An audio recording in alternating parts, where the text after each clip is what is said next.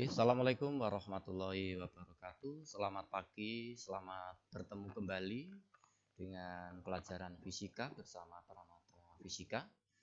Kali ini kita akan membahas KD 311 alat-alat optik materi semester 4 kelas 11. Indikator pencapaian kompetensi IPK. Yang pertama, mengidentifikasi penggunaan alat-alat optik dalam kehidupan sehari-hari. Yang kedua, menganalisis tentang prinsip pembentukan bayangan dan perbesaran pada kacamata, loop, mikroskop, dan teropong. Yang ketiga, menganalisis cara kerja alat optik menggunakan sifat pemantulan dan pembiasan cahaya oleh cermin dan lensa. Pengertian alat optik. Alat optik adalah alat-alat yang menggunakan lensa dan atau cermin untuk memanfaatkan sifat-sifat cahaya seperti pemantulan dan pembiasan untuk membantu melihat suatu objek. Alat optik ini terdiri dari dua macam. Alat optik alamiah, itu mata, dan alat optik buatan. Seperti kacamata, loop, mikroskop, teropong, kamera, dan lain-lain. Yang pertama mata, bagian-bagian mata. Tuh, diperhatikan kalau kita melihat mata, ada bagian yang hitam di tengah, itu namanya pupil. Ya. Kemudian bagian yang mengelilingi bagian yang hitam di tengah tadi, bagian pupil tadi, itu namanya iris mata. Ini ada yang biru sehingga orang disebut bermata biru, ada yang kelabu. Ini yang memberikan warna pada mata. Ini namanya iris mata. Kemudian bola mata seluruhnya namanya kornea mata. Oke, kornea mata. Kemudian otot siliari itu otot yang berfungsi untuk mengubah-ubah kecembungan dari lensa. Kemudian yang kelima, lensa mata. Lensa mata itu cembung. Kemudian yang keenam, ini retina mata, layar. Tempat terjadinya bayangan yang dibentuk oleh lensa mata. Yang ketujuh, saraf optik. Ini fungsinya menyampaikan informasi ke otak. Kornea mata ini fungsinya melindungi bagian dalam mata. Bagian dalam mata. Pupil ini sebagai lubang tempat masuknya cahaya ke mata. Di pupil itu fungsinya untuk mengatur cahaya yang masuk ke dalam mata atau lensa mata. Iris memberi warna pada mata. Tapi fungsinya bukan memberi warna, tetapi juga mengatur besar kecilnya pupil. Agar cahaya yang masuk ke mata itu sesuai. Tidak terlalu besar, juga tidak terlalu kecil.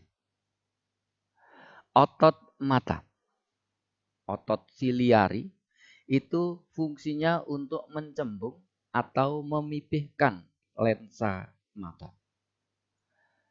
Yang kelima, lensa mata. Fungsinya membentuk bayangan dari benda yang dilihat mata. Yang keenam, itu retina mata. Ini berfungsi sebagai layar, tempat terbentuknya bayangan.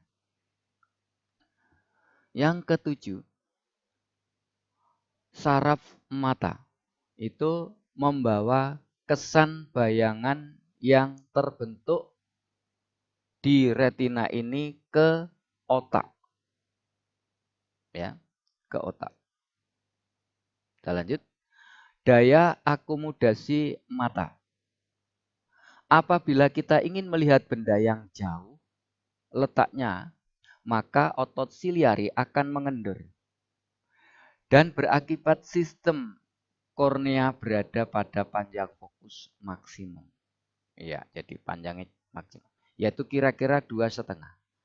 Jarak dari kornea ke retina itu sesuai dengan yang disampaikan oleh Tipler tahun 1991.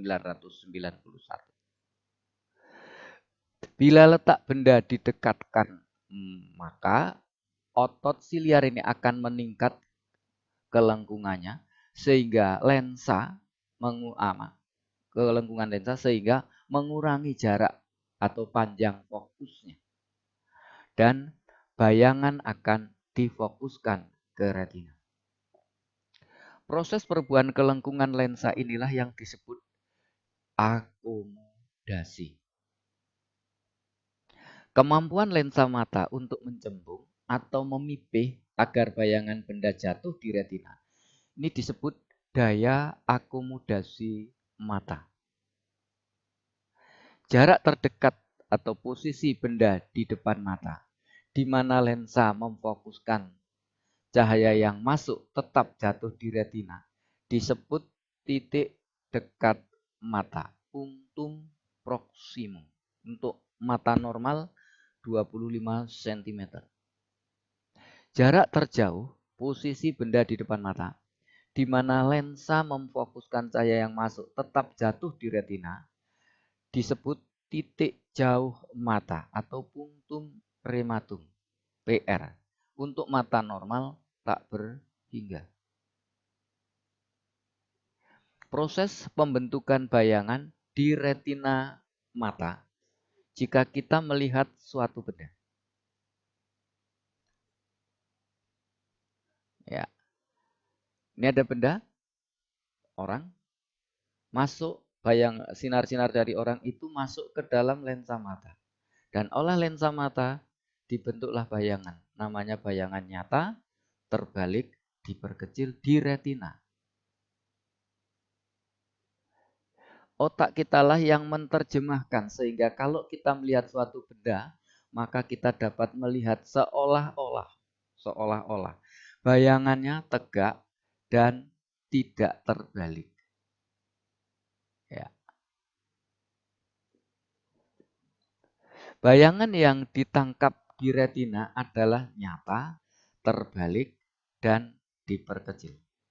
Otot mata akan mengubah-ubah kecembungan lensa mata agar bayangan yang berada di depan mata jatuh di retina. Ya, dimanapun benda ini berada, lensa mata akan selalu berusaha agar bayangan dari benda itu jatuhnya di retina.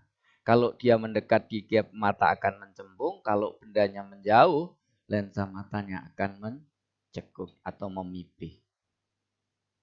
Sehingga bayangan yang dibentuk oleh lensa selalu jatuh di retina.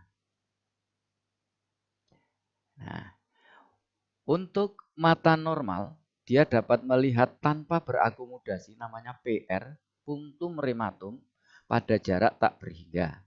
Dan paling dekat dengan berakomodasi maksimum tanpa rasa sakit, punctum proximum pada jarak 25 cm. Nah, oleh karena itu, karena jarak terdekatnya 25 cm, maka kalian seandainya atau pada saat membaca, tolong tulisan, buku, laptop, atau apapun yang kita baca, itu pada jarak 25 cm. Oke.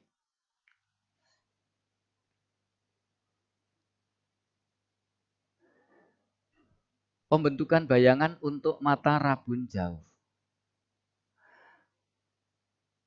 Ketika melihat benda jauh, maka bayangan jatuh di depan retina sehingga benda terlihat kabur, tidak fokus. Jadi mata rabun jauh atau miopi itu ketika melihat benda yang jauh, bayangannya jatuh di depan retina. Ini benda P jauh, bayangannya jatuh di depan retina. Sehingga kita akan melihat, orang tersebut akan melihat benda itu kabur. Ya, tidak jelas. Oke. Agar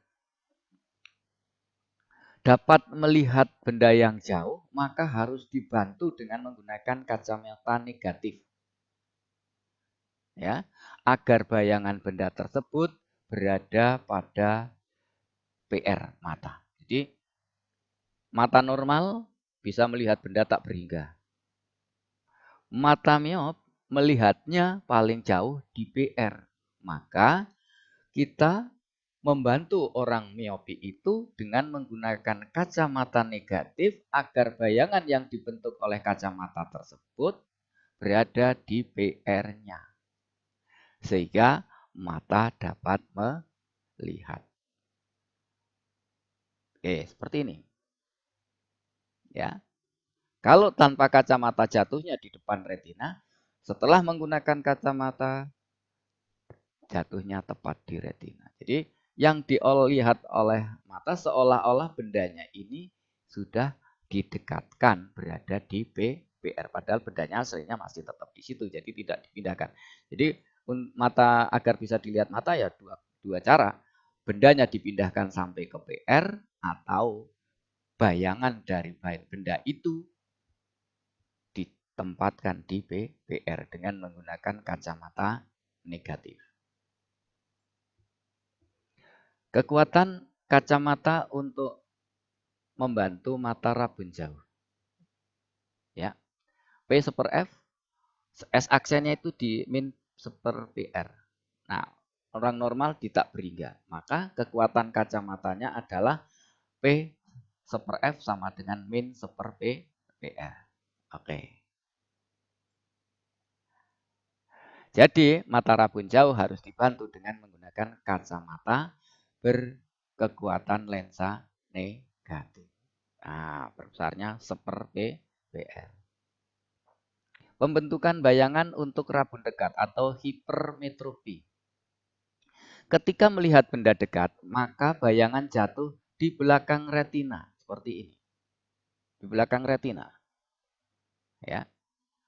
Agar dapat melihat benda dekat pada jarak 25 cm, maka harus dibantu dengan kacamata positif. Seperti ini gambarnya. Agar bayangan tersebut berada di titik dekat mata, PP. Sehingga dapat melihat. Jadi bayangan benda P setelah menggunakan kacamata, dibantu dengan kacamata, itu terbentuk di retina.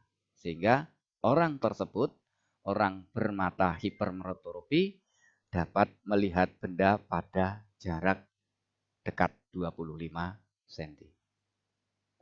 Kekuatan kacamata untuk membantu rabun jauh, rabun dekat maksudnya, atau hipermetropi, itu P sama dengan super F.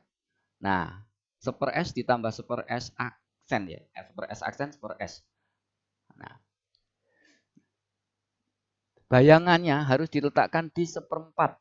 Nah, seperempat. Di 25 cm, 1/4 meter. Dikurangi seper PP, maka didapatlah 1 dibagi seperempat itu 4. 4 P sama dengan 4 dikurangi seper PP. Oke. Jadi, mata rabun dekat harus dibantu dengan menggunakan oke. Lanjut, mata tua atau hipermetropi. Mata tua, presbiop, tidak dapat melihat benda jauh dan juga tidak bisa melihat benda dekat. Nah, maka dia harus menggunakan kacamata rangkap, namanya bifokal. Yang atas positif untuk melihat jauh, yang atas negatif maksudnya untuk melihat jauh, dan yang bawah untuk melihat dekat ketika membaca itu positif. Nah, kekuatan kacamatanya tentu sama ini ketika yang rabun jauh dipakai kacamata negatif, yang rabun dekat digunakan kacamata positif. Oke, demikian yang bisa Bapak sampaikan tentang mata. Kita lanjutkan untuk pertemuan berikutnya. Bapak cukupkan. Assalamualaikum warahmatullahi wabarakatuh.